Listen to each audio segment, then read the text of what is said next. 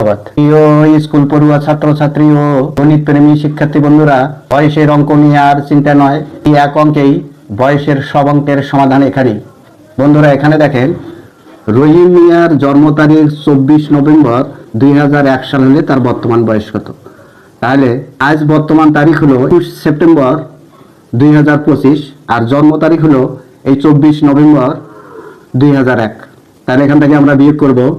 এই এক কত হলে 5, 4, এখানে হলো 2।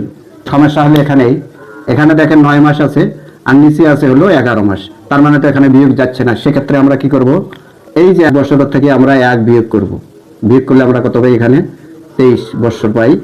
এই যে 1 বছর আমরা বিয়োগ করলাম, এই 1 বছর মাসে এখানে আসবে। মাস আসিয়া ওই 1 বছর মাসে পরিণত করলে কি হবে? 12 মাস হবে। তাহলে 12 আর 9 কত? 12 আর 9 হলো 21।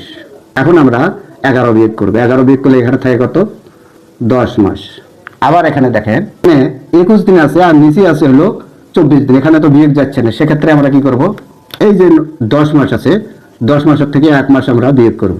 1 মাস বিয়োগ করলে আমরা পাই কত? এখানে 9 মাস পাই। এই যে 1 মাস বিয়োগ করলাম আমরা, এই 1 মাস দিনে আসিয়া যোগ হবে। 1 মাস সমান কত দিন? 30 দিন। আমরা 30 দিন লিখলাম। তাহলে 30 আর হলে 21 কত? 51। এখন আমরা বিয়োগ করব।